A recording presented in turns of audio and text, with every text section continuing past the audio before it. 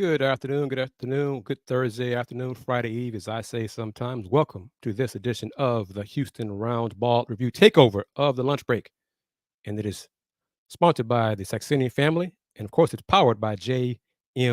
The Houston Roundball Review Takeover is also available via the BS3 Network on Roku. Download that app, Coach Smith. Download the BS3 app on Roku. Tell your friends about it. But let's get into it. Because he is a Houston Cougar alum, he knows the importance of being punctual, and he was even early. So without further ado, me, Kris Gardner, KG, owner of the Houston Roundball Review, I'm going to bring in fellow alum of the University of Houston, but also head coach of the Prairie WNBA men's basketball Panthers, Coach Byron Smith. How are you, sir? Doing well, Kris. Yourself? I'm doing great. Thank you, as always, taking time out of your schedule to join me today. Let's see, sir. Let's talk about PV men's basketball for this coming season. Mm-hmm. What's the outlook? How many new faces you have coming in on the roster? And what are your expectations for this coming season? Right now, just, in the gym with a bunch of new guys, Kris. Obviously, thankful and appreciative of the opportunity to still be here as a head coach, leader of the program. We have to be better than we were last year. Had a really down year. This past year was very disappointing. But that wasn't, because the effort wasn't there. The kids didn't play hard. Things just didn't go our way. Just didn't really click well as a unit.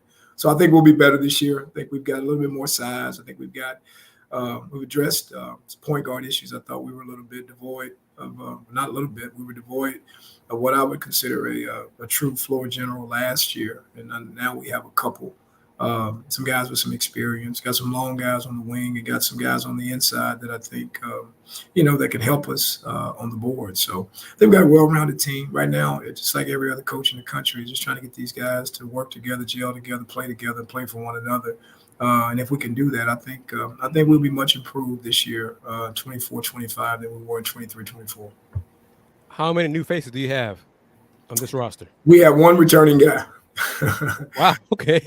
We flipped it, and obviously everybody, we had a bunch of obviously grads and 1-year guys obviously last year. So those guys have graduated and moved on, and some are in grad school, some are pursuing professional basketball, and had a couple just transferred out, probably needed a new environment. So got a new group.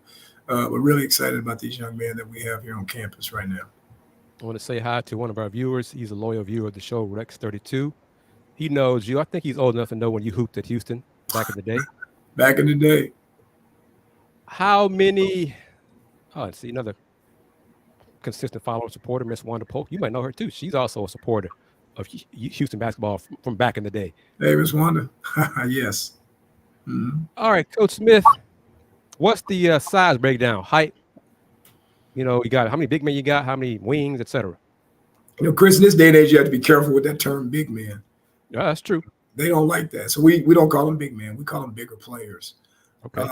Because everybody wants to be Wemby. Everybody wants to be Giannis. And, they want to bring it up and shoot the three and in and out, crossover, do all those fun things that they probably shouldn't be doing or wanting to do. But obviously we do have some guys. I think our tallest guys right at 6'9", got a couple 6'8" guys and 1 or 2 6'7" guys. So I do think we've addressed that issue, because you always hear that. I mean, everyone in obviously in basketball and the loyal fan thinks bigger is better.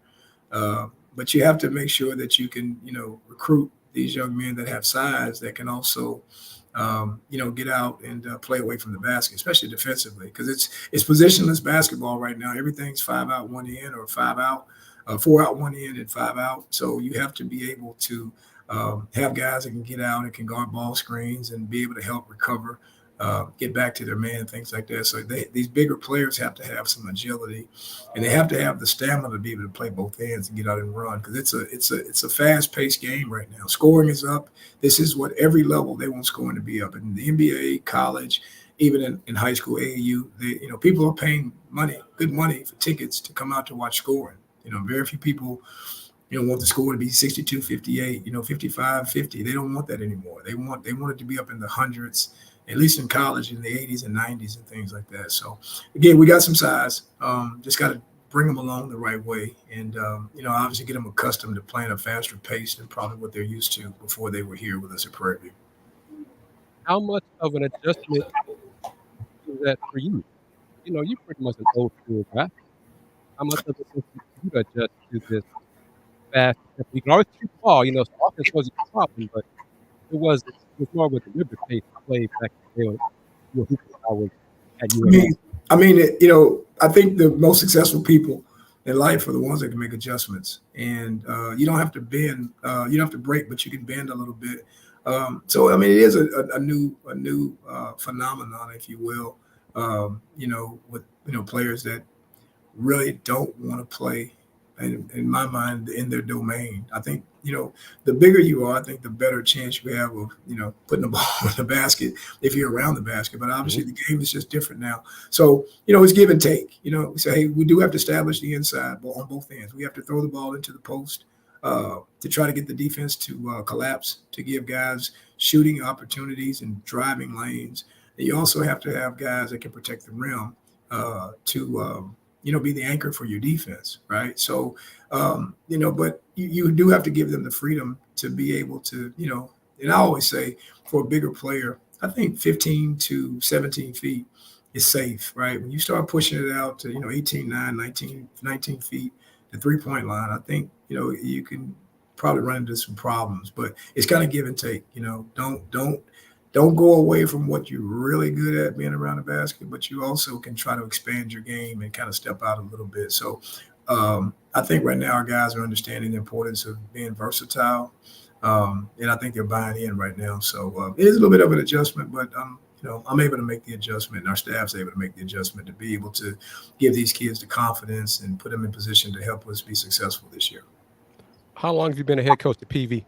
This will be my 9th year, Kris. This is 11th overall, 2 as an assistant, and this will be my 9th year as a head coach. So grateful and appreciative of this wonderful opportunity that I've been given.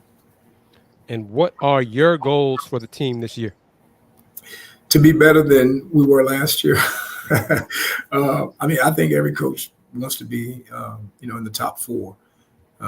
If you can win the league, which we've done that in the past and, several times actually. So we know what that tastes like.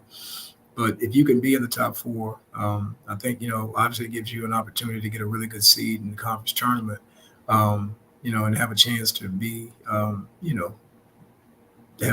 successful in those 3 days in March that you have to be to get to the ultimate prize and goal, which is to get to the NCAA tournament for us. So if we can be a top 4 team, that's for starters would be a goal. Not putting too much pressure on our guys, but I think we've got the tools and the pieces to be able to compete for that.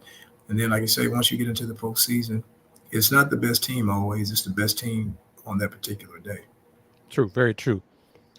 How many sophomores, juniors, seniors you got? All these newcomers. We have 3 sophomores. We have 6 juniors.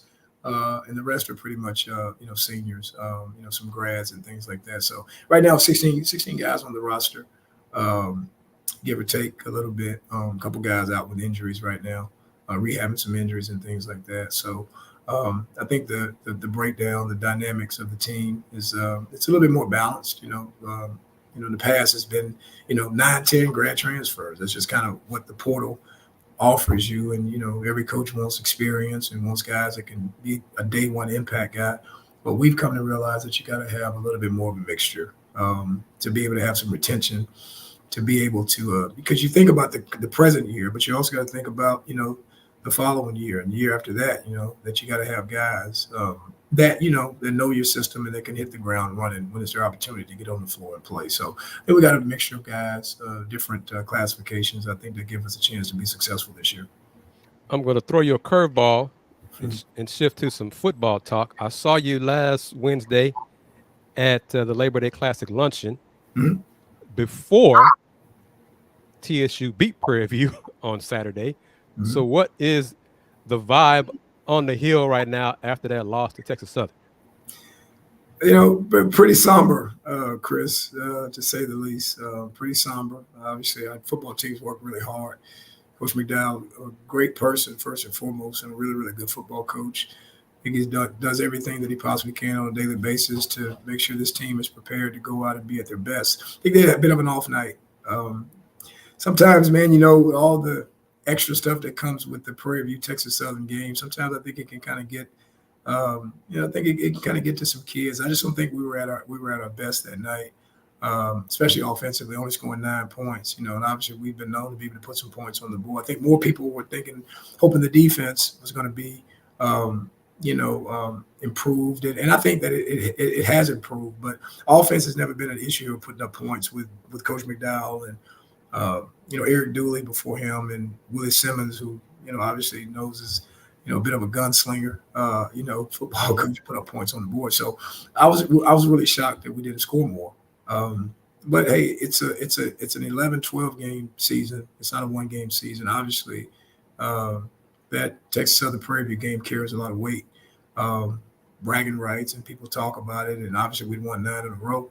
So it's a bit of a shocker. But I'm rooting for my guys. I'm pulling for them. I think we're going to bounce back, and I think we're going to have a really, really good football season that will spearhead our other teams and give other teams confidence and momentum to be able to go out and have good seasons as well. This question is from another viewer. See, Coach, this show is pretty popular. But your answer, I'm going to answer a little bit first before I'll let you answer. Coach, how much do you follow UH basketball? CA37, Coach Byron Smith, he is an involved alum, so much so. I think you were kind of paying attention to the hire of the new AD, weren't you, sir? I was. And I pay about as much attention to U of H as I do Prairie View sometimes. U of H is a close second.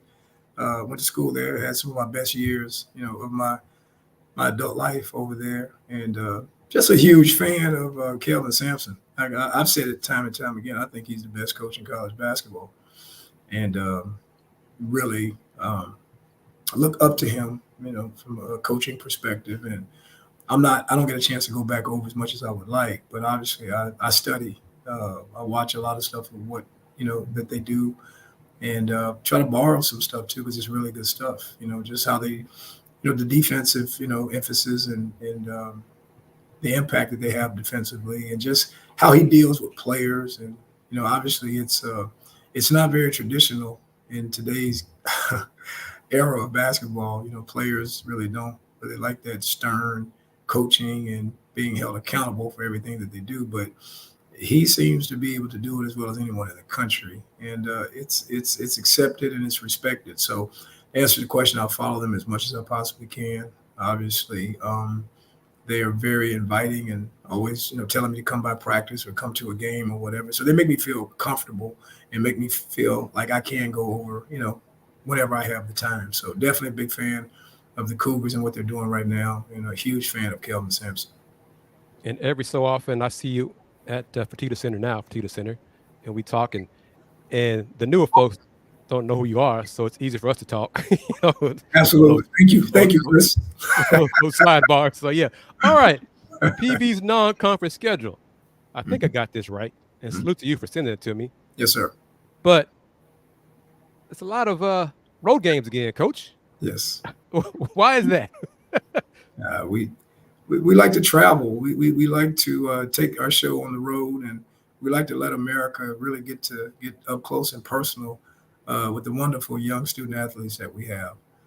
We want to spread the good word and the good vibes and the good energy that we have. So that's first and foremost. Secondly, it's like everybody, you want to go out and play, a competitive schedule. I mean, this is part of recruiting, Kris, when you put a schedule together like this. All these kids want to play against the quote unquote, the big boys, the Pauls and the UABs, Mississippi State, UCLA, Oklahoma. They want that smoke, if you will. So it's part of recruiting to be able to entice, some quality student athletes to come to your program. But I just think it just gives these guys experience, and obviously a comfortable experience. A lot of these kids, they do travel the country with AAU, but, hey, it's, you're playing 2, 3, 4 games a day. I mean, it's like eating, chips and hot dogs and, things like that. So, I don't know how much of, obviously it's fun for them to do it, but it's a little bit more of a professional approach where you're flying in and, you checking into your hotel to a room and, you got your meetings, you got obviously your breakfast, your lunch, dinner, things like that, and walkthroughs, film studies, shoot arounds, practices and things like that. So I just think it's really good for these guys to be able to get out and see other parts of the country, some other institutions and things like that, and just to play a really good schedule. Because when you play on schedules like this, you can get a true assessment as to where you are as a player. And obviously, the final part is to prepare you for a very, very difficult SWAC season that comes shortly after the conclusion of the non-conference season. So it all makes sense. It's relative, and everyone in our league is doing it. So we carefully constructed a schedule that we thought could be beneficial for us moving forward.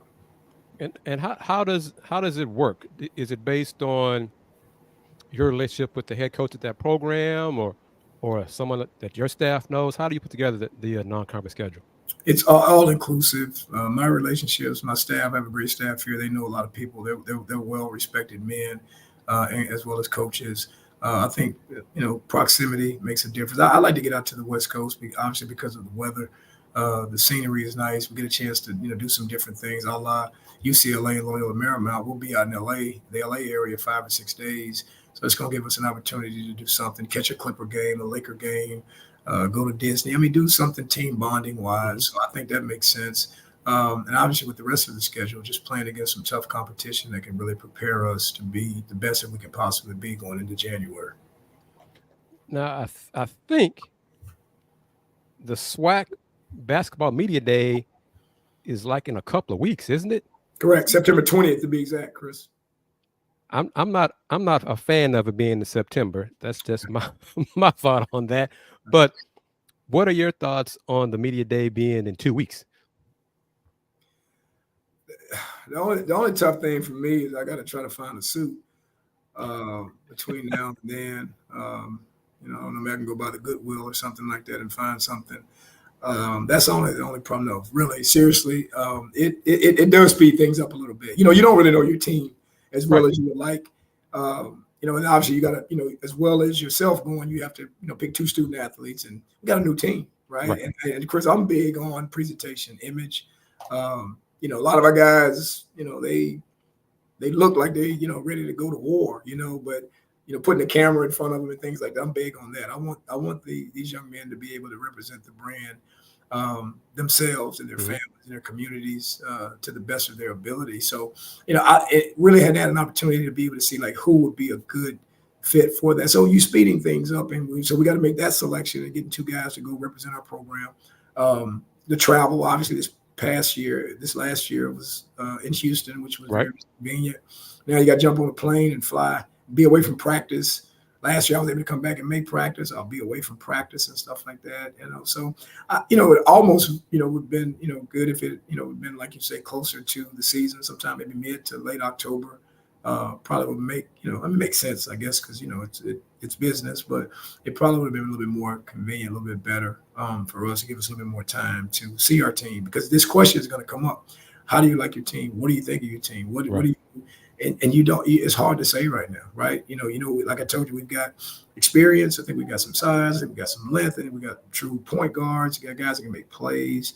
But that's just really on paper right now. But it hasn't. You hadn't really been able to formulate these guys and put them in a position to where they can go out and work together. So you're going to be answering questions based off of projecting. And I don't like to project. The hardest thing to predict is human behavior. Right. So it's early, but I think a couple more weeks, I'm agreeing with you on that one, Kris, probably will be better. But I guess from a logistics standpoint, I guess it's when we have to do it. How tall are your point guards? Not very.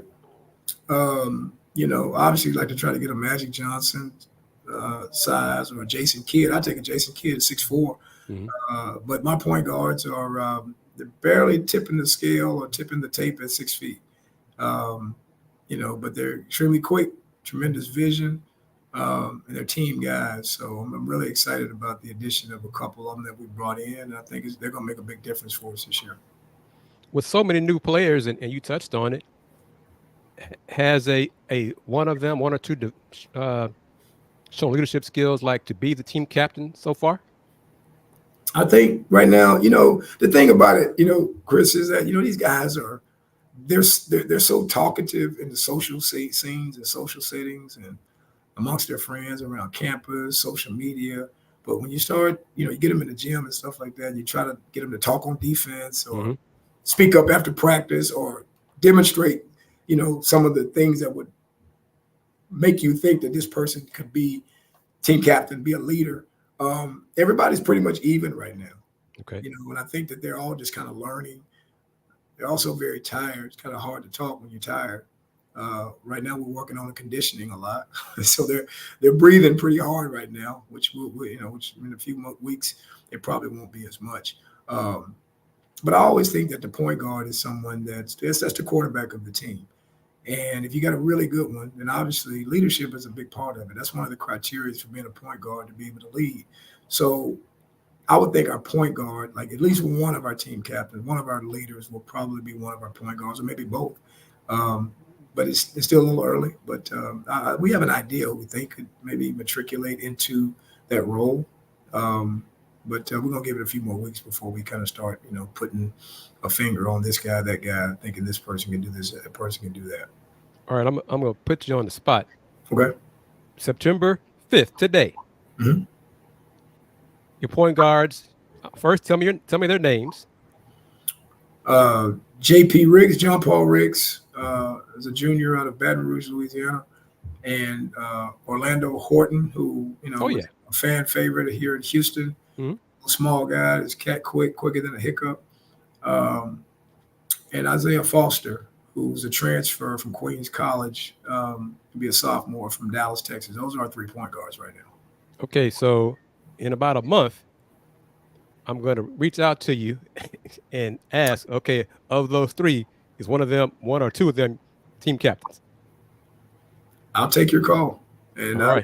I will definitely have an answer for you. That's for sure. And hopefully, one, if not all 3, potentially, because I think they've got the potential to do it. It's just, will they be willing to do it every day? Will they be willing to do it when things aren't going well? Will they be willing to do it when I'm on them very, very hard and they're not having a great day? I mean, that's what it's all about. When everything is fine and dandy and peaches and cream, I mean, it's easy to do whatever you're asked to do, right? But when things aren't going well, you're not playing as well as you want to, but you still have that responsibility. You owe it to your teammates to be a certain way. I think that's the true test and true measure of leadership, and what I would call someone that I would think could be a good team captain or team leader. Prairie View coach Byron Smith, almost done with you, coach. Mm-hmm. But in general, would you agree that your best teams are the teams that talk the most and effectively on the court? I think any coach would tell you there, when you got a team that's talking, good things are going to happen. It's almost like having 2 extra men out on the floor. You're playing 7 against 5 when all 5 guys are talking. But I tell you what, Kris, it is one of the more difficult things in this game is to get guys to talk, right? Yes. On the court. To get guys to talk, like I say, in the social setting, in the apartments, the dorms, the cafeteria, on the bus, and hotel, the dinner table, never an issue, never a problem, no shyness there. But to be able to do it in that setting on the court, talking on defense and communicating and things like that, it's a pretty daunting task. But we're working at it. But to answer your question, yeah, our best teams have always been the ones that talk the most on defense and share the ball on offense and didn't care who got the credit and didn't care who scored. But that's not always easy, especially in today's game, because there's so much out there. There's always another level, right? And I'll just be honest, you got kids that want to, have a chance to go and be a professional, but now you have this NIL space, that everyone's talking about. So now you got kids that are competing, could be competing in your program for the next level, right? To play so well here at Prairie View that in 8 months, they'll drive 40 more miles down the road and be at Texas A&M, right. and try to get to that level because, the benefits of being at the quote unquote Power 5 schools, are pretty enticing. So It's interesting. I mean, it's an interesting time right now to be in collegiate athletics. I'm thankful, appreciative, but definitely requires some adjustments to you, to how you run your program and just how you're dealing with these young men on a daily basis, for sure. Last message from Miss Wanda. Mm-hmm. She wishes you have a great season, Coach. And thank you, ma'am. That's a great positive way to end this time your appearance on the takeover. Coach Byron Smith, who I've known for too long. And he's always been kind enough to reach out and join me on the takeover, and I appreciate it. And 4 weeks from now, I am going to reach out. I'm going to talk to you prior to that. But in 4 weeks, I'm going to ask you about team captains. Absolutely. I'll be waiting, Kris, for sure. Look forward to it. Because I'll tell you what, not only will it help you, it's going to help me. So I'm definitely going to be, that's an assignment. Okay. Check for sure. You got it. All right, Coach Byron Smith. Thank you as always, my man. You take care, and we will keep in touch as usual. Sounds good, Kris. Thank you. God bless. All right. Take care.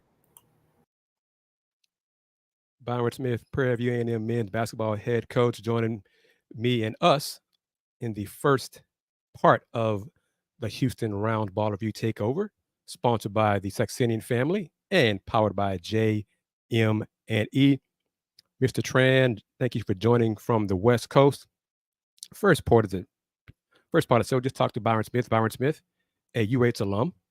So it's good to talk with him about PV basketball, some SWAC basketball, Prairie View's non-conference schedule. I'll pull that up just for Mr. Tran and those who are joining us right now to see it. Look at all those road games. Look at all those road games and some quality opponents on that schedule too.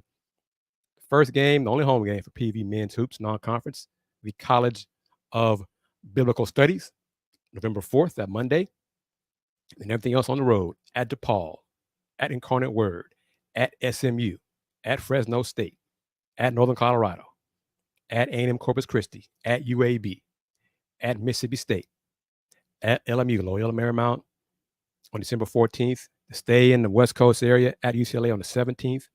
You know, come here in H-Town at Rice on a Sunday against the Rice Owls, coached by new head coach Rob Lanier, and then they'll close it out at Oklahoma in the SEC Oklahoma on December 29th. So bottom of the hour, it's about that time. We'll take a little quick break beforehand and be back in 40 seconds. But you are watching, of course, the Houston Roundball Review Takeover of the lunch break, sponsored by the Saxenian family, powered by JM&E, and you are watching this show via the BS3 Network. I am, of course, KG Kris Gardner, owner of the Houston Roundball Review. Take this brief break, and when we come back from the break, going to talk about UConn, Big 12, no UConn, Big 12, Coogs, WNBA for Mr. Tran, and all that great stuff as well. So everyone, thank you very much. Be back in about 35 seconds. You're watching the Houston Roundball Review Takeover of the lunch break, sponsored by the Saxenian family and powered by JM&E. Streaming live on Roku, courtesy of the BS3 Network.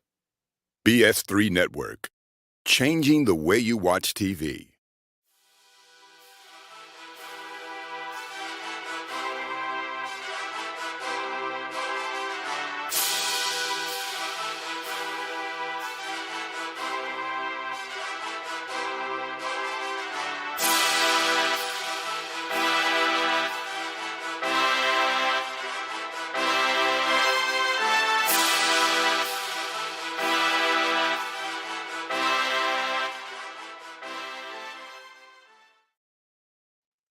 Welcome back to this edition of the Houston Roundball Review Takeover, sponsored by the Saxenian family and powered by JM&E.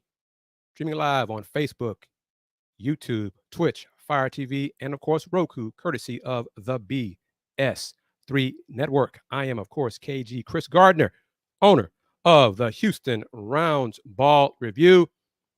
Oh, about an hour, no, maybe a little bit more. 75 minutes ago, Brett Yormark, commissioner of the Big 12, released a statement saying the following, quote, Following detailed discussions with my conference colleagues alongside UConn leadership, we have jointly decided to pause our conversations at this time. We will instead focus our attention and resources to ushering in this new era of college athletics. Once again, from Commissioner Brett Yormark. Following detailed discussions with my conference colleagues alongside UConn leadership, we have jointly decided to pause our conversations at this time. We will instead focus our attention and resources to ushering in this new era of college athletics. Basically, that's a nice way of saying Commissioner Yormark did not have the 12 votes needed, 12 votes by the presidents, to get this done at this time. That's what they're saying. Okay? Not much has changed, and they can talk about this new era of college athletics, talking about revenue sharing and NIL and all of that, and where the schools are going to come up with the first year.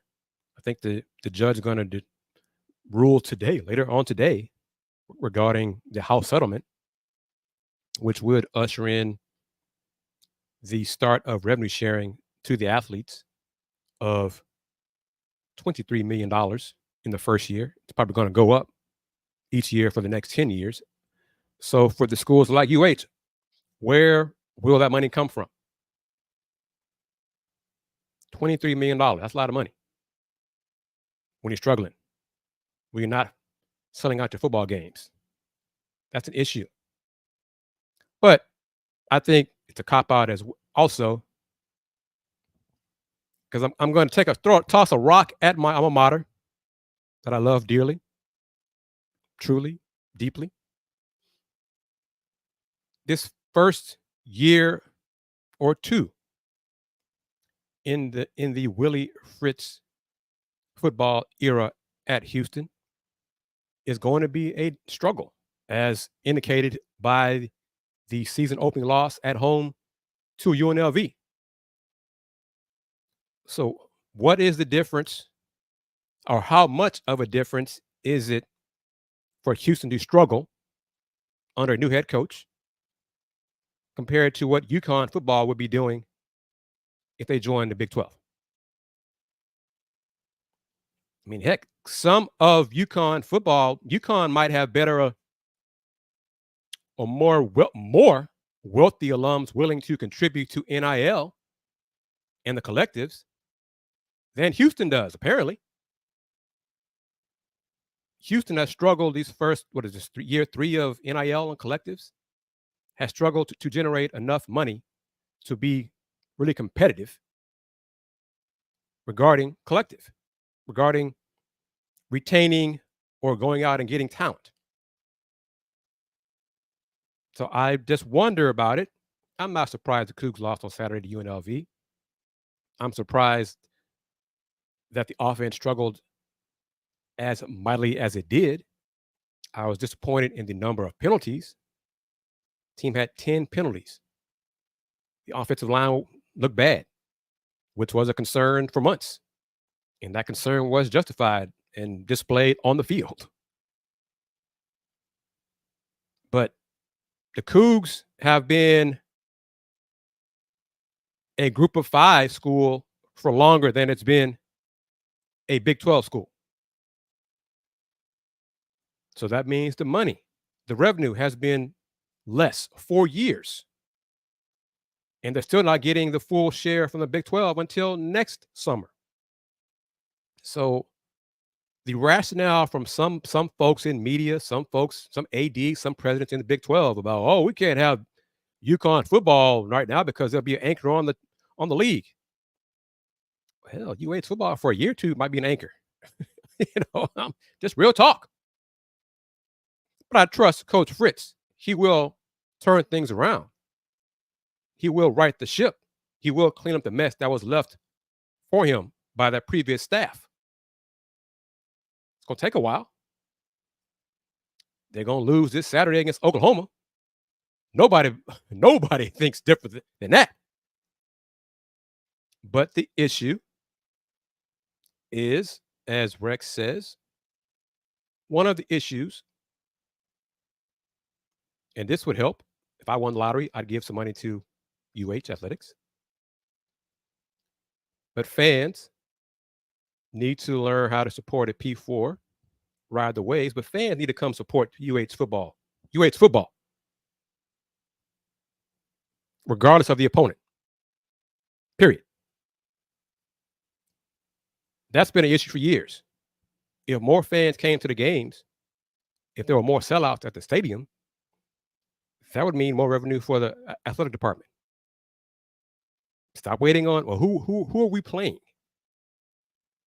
Go to the game. Doesn't matter who we're playing. Add to that, UH marketing needs to do a better job of giving fans reason to come to the games. Get them to come to a game and then give them a reason to come back. Make a great first impression so that they want to come back a second time, a third time. But if you disappoint them that first time, why are they going to come back? You don't get a second chance to make a great first impression.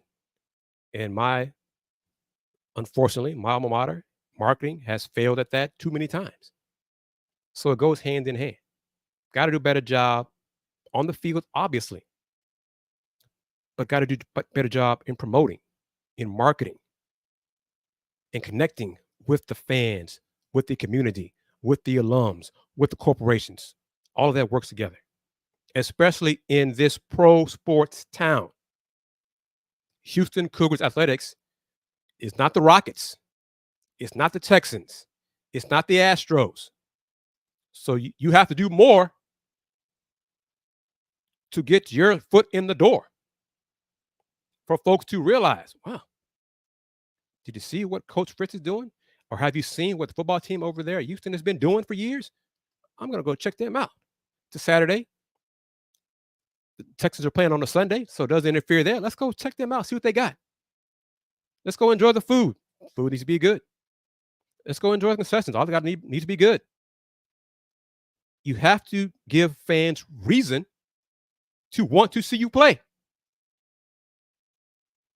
And this, as we say, UH football needs to put in some effort. They do need to put more effort. I think they've been doing little to none and barely some effort to get fans in the stadium.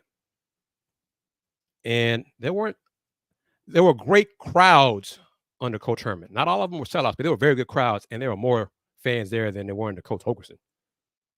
And definitely more than there was at this past Saturday's game against UNLV. But winning is not enough in this town, especially in football, especially for a college football team that's not Texas or the Aggies, who have tradition of great crowds of 100,000 people at their home games. Houston Cougars football is trying to get 30,000 to see them play. Sellout is 40,000. Saturday's announced crowd was 25,000. So there's work needed to be done. Oh, I didn't hear about this, Rex. He said that Trillberger had a stumble at the game. Do tell. He said their lines were long and they were taking a long time with the tenders. Well, that's not a good look for them. But this edition, these closing moments, it's great talking to the fans, connecting with the audience. Real quick, touched on it. We all saw the Cougs lose to UNLV 27-7 in football. Soccer team, women's team is 3-2-1 overall. Last match, they won 3-2 at Texas State. Next up, got a week off before beginning Big 12 play in Orlando at UCF. Volleyball's 2-0. Won the Omaha Invitational last week. Beginning the Flo Hyman Classic this week on campus. Flo Hyman, iconic volleyball player, Houston Cougar alum, Olympian, one of the great volleyball players in U.S. history. The Flo Hyman Classic begins this evening. Coogs host Louisiana tonight, 7 o'clock, and then they'll face Northwestern State on Saturday at 5 o'clock. HCU football got waxed at SMU, no surprise there. They will host Tarleton State this Saturday at 6. Men's soccer is 1-3. I think the website had it wrong last week. Had a winning record, and I had a winning record last Thursday's show, but they're 1-3. Last match they lost 2-1 at Gonzaga. Next to be at Drake Friday at 1 o'clock. Women's soccer 1-3-1. Had a draw in their last match, 1-1 against UTEP. They will host Abilene Christian on September 8th at 1 o'clock. Volleyball, the Molly Howard Gerwig Memorial Invitational, I believe, begins tonight against Howard, and then they'll face Kansas City Friday at 6, and then have Mr. Eddie Nunez's former school, New Mexico, on September 7th at 1 o'clock. Rice. Ooh, boy, Rice football. Look to bounce back this Saturday against Texas Southern. It's at 7 o'clock. September 7th at 6, after getting dog walked at home by Sam Houston State 34-14. Ooh. The Bearcats just dominated the Owls on both sides of the ball up front. Ooh, boy. Not much else to say. 34-14. Soccer, women's soccer is 5-1. They shut out Texas Southern on Sunday, 4-0. Their next match is tonight, Thursday, September 5th at 6 o'clock at Louisiana. Volleyball has the second invitational, the Rice Invitational. This weekend, they lost their last match at Baylor, top 25 ranked Baylor, 3-0. But they host South Alabama tonight before facing UNLV on the 7th at 1 o'clock. TSU, let's go Prairie View. Prairie View trying to bounce back. I don't know if they're going to this Saturday against Northwestern State at 6 o'clock after losing 27-9 at home to TSU, the Labor Day Classic. Soccer's 1-3. Last match, they lost 3-0 versus Tarleton State. They will host Abilene Christian tonight at 7 o'clock. Volleyball. Ooh-wee volleyball. Winless so far, 0-4 in the Alabama State tournament coming up. But look who they face in the tournament. First up, Alabama, 3 o'clock. And then Friday, Arizona, 3 o'clock, before facing the host school, Alabama State, on September 7th at 1 o'clock. They might be 0-7 after those 3 matches. Last but not least, Texas Southern, the only football team in the area, college team, to be undefeated so far, 1-0. They will be at Rice. I will be at Rice, D-Skills. I'll be at Rice this Saturday to watch TSU and the Owls, 6 p.m. kickoff. They beat Prairie View on the Hill 27-9. Soccer's 1-3. As I stated earlier, they lost or shut out 4-0 at Rice. On the road against McNeese State tomorrow at 5 o'clock. Volleyball team is also winless. They'll be competing next in the Texas A&M Corpus Christi Invitational, where they'll face Jacksonville State on Friday at 11 o'clock in the morning. Then North Florida, Friday evening at 8 o'clock. And then the host school, A&M Corpus Christi, on the 7th at 2 o'clock. Tran, next info is coming for you. This info is for you. Miss Caitlin Clark. She's rolling. She's shining. Well, let me get this right here from Rex. The football team is running the tour.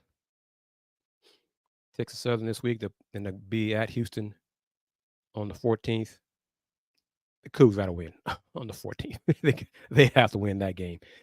They have to win that game. They have, and I think they will. But Miss Caitlin Clark, Player of the Week, Rookie of the Month, Player of the Month, Player of the Week. Caitlin Clark, the Eastern Conference Player of the Week, averaged 24 points, 5 rebounds, and 9 assists last week. Angel Wilson and the Aces, player of the week for the Western Conference, averaged 36 points, 13 rebounds, and 3 blocks. Caitlin Clark, player of the month, representing the Eastern Conference, averaged 24 points, 5.2 rebounds, and 8.5 assists. Nafisa Collier, player of the month from the West, a little bit better than Asia Wilson, I think because the Lynx won more. 22 points, 9 boards, and almost 4 assists per game. Then next, rookie of the month, Caitlin Clark. Look at the numbers, consistency, week to week, and then monthly. 24 points, 5 rebounds, 8.5 assists, and also the WNBA Coach of the Month from the Indiana Fever, head coach Christie Sides. It's ironic. The Fever won 5 in a row.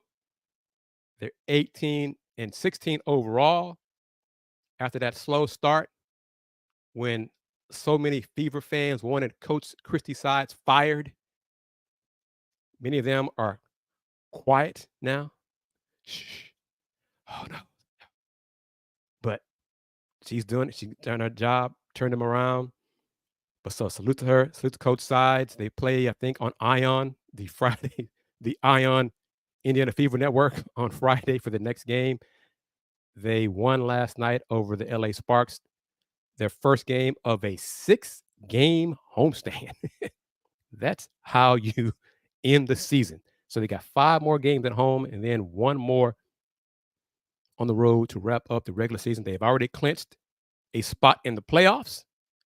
They are the 6th seed in the playoffs. I think 2 games out of 5th, I believe. But let's see. CA asks, what time frame do I give Caitlin Clark to win a championship? The trio, the big 3 that Indiana has with Clark, Kelsey Mitchell, and Aaliyah Boston is rock solid. Show up a few other pieces. And then, I mean, it's not like the Aces are going away and the Liberty aren't going away. The window for the Connecticut Sun, it's probably closing. They might have maybe this year, next year left for their title chances. So for the Fever, 3, 4, 5 years from now for a championship, number 1 for Cece and her teammates in Indiana. Ion should have offered the Pac-12. Well, Commissioner Kliakoff, hey, you know, what can we say? The Pac-2 now, what it is, and good luck to Oregon State and Washington State. D-Skills with jokes. Coach Huey is going to have a similar turnaround. Yeah, sure he is. Yeah. Yeah, he's bringing in those rock-solid recruits. And I'm not going to criticize the young lady who committed to the Coogs on Monday of this week. But she's not a Big 12 player, so I've been told. I'm just leave it at that. I mean, just leave it at that. But, and personally, this is me talking, not Mr. Tran or D-Skills or Rex 32. This is me talking. Personally, I hope the young lady, by the time she joins the Cougs next fall, will have a new head coach coaching her. Because hopefully, Coach Huey's contract ends May 31st, and barring some shocking turnaround, as D-Skills is tossing into the ether, when they don't make the tournament again for the 11th straight time under Coach Huey, he won't be brought back. It'll just be back. He won't be brought back. Simple as that. If his contract's up, there won't be any need for him to receive a new contract and just say, thank you for your time here. We wish you good luck.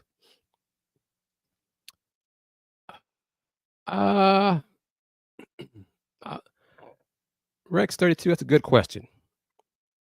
kind of surprised Louie Hinchcliffe decided to go pro in track, because track and field,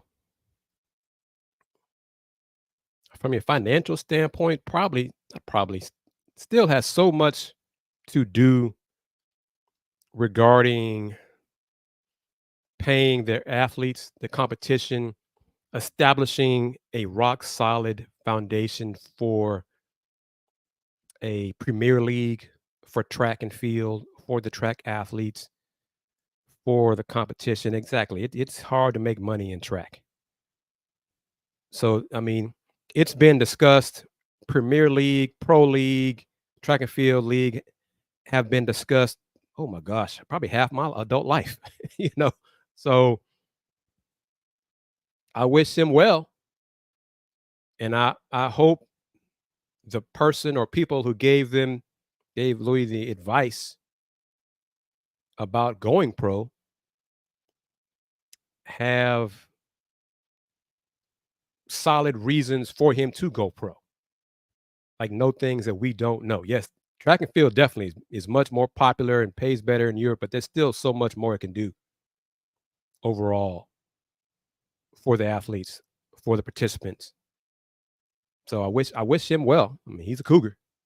He'll be a Cougar for life. But there's so much more needed to be done. Yeah, the endorsements part won't be an issue for him. But for the prize money, for the athletes, the track stars, that needs to be much more consistent.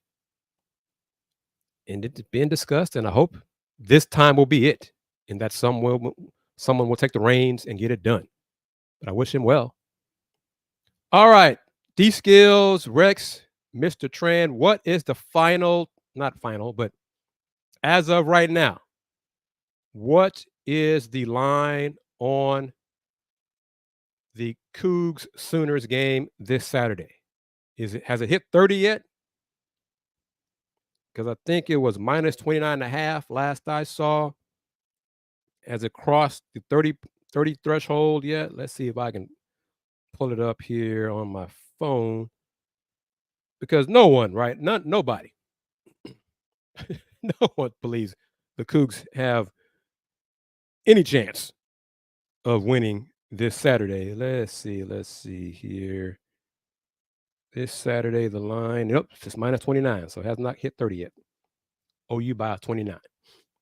So, yep, it's now 29. So, the betting money has moved the line a whole half a point. A whole half a point. Bryce Beall will be the regular contributor on the Let's Rage Cougs post-game shows. Like I said, I'll be at Rice this Saturday. So, it will be Andy, Dayon, and Bryce for the Let's Rage Cougs wrap-up of the Cougs Sooners game. The Cougs had, I forgot, Jack Freeman. The Cougs. Andy and Dayon had Jack Freeman on Pawd, Slama, Jama Wednesday, and he will be joining. Is part of the season-long partnership with him. So twice a week, we'll have Coug football players, Coug alums, sharing their insight with the Let's Rage Coug / Pawd, Slama, Jama audience. So onward and upward, we're all working together and trying to do big things. All right. Rex says you want to see UH score 3 points in the fourth. I think the OU will win probably about 35. And that's okay. I mean, it's not okay, but it's expected. Main thing for the Cougs this Saturday is no major injuries, no season-ending injuries. Get ready for the game against Rice next Saturday. That's it. And ideally, reduce the turnovers. 10 turnovers is too many. That's probably 5 too many. So cut down on the mistakes. The offense is going to struggle. The O-line is going to struggle. We probably, we all expect that. Oh my gosh, big time. Going to struggle this Saturday. But just keep grinding, keep getting better. And then next Saturday, the game against Rice. Yes, I know it's Rice, but it's a home game for the Cougs. Go to the game. Yes, I know the Cougs will probably be 0-2. I know that as well. But go to the game. Support the football team. Support your alma mater. I'm going to be there. These skills, I might be wearing my Rice credential, but I'm going to be there. So go to the game, support the Cougs, because the tickets prices are not high. I mean, why would they be? But football at UH is not an expensive sport. But the Cougs are in the Big 12. And they should be promoting the Bayou Bucket. I mean, you know, these skills, we talk about it. They should be doing a lot of things regarding promotions. They continue to drop the ball on it.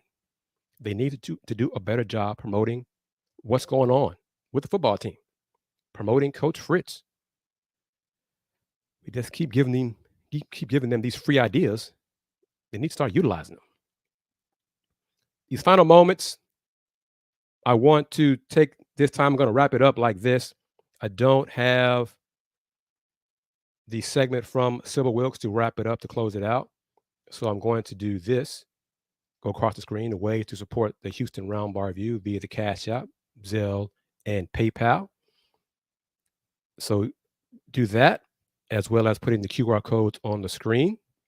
Thank you, everybody, for joining me on today's show. Hope you enjoyed the conversation with Prairie A&M head coach Byron Smith. But you can scan those QR codes. See the Cash App there, the Zelle QR code, and the PayPal tip jar QR code. Scan those. And to help me, the Houston Roundball Review, keep the lights on. As always, thank you for your time and your insight, your questions, and your comments. Salute to the Saxony family for sponsoring the show. And I need more, looking for more people like the Saxonians. They have been a rock regarding support of the Houston Roundball Review on this show, but part of Less Rage Coogs. They are the rock. Need more. It's like Tillman. I need more Saxonians, Coug alums, to come through, advertise on these shows. Looking for an advertiser for the Folks Talking Sports show. Looking for an advertiser on the AdMax Corner show. Hope you enjoyed the almost 90 minutes of football talk Wednesday with Adolphus A.D. Moore and his colleagues, Willie Gibson, Elwin Henderson, George Radman Radney, Kim Y. Davis. We're talking football Wednesday, getting ready for the start of the NFL season tonight. And wrap it up. Closing moments. Texans, Colts, who you got? Season starts on Sunday. Texans and Colts, who you got? Texans and Colts. Texans and Colts, who you got? But the last thing I want to do is do this as you wrap it up. Let me get this part off the screen. Is honor a great man who passed away earlier this week. Rice Owls baseball coach Wayne Graham, a college baseball legend, a city of Houston legend, a product of HISD. Yes, way back when, HISD product. He passed away. Coach Graham was, I believe, 88 years of age. Great man. The few times I was over at Rice for baseball, talked to him a couple of times. Great man.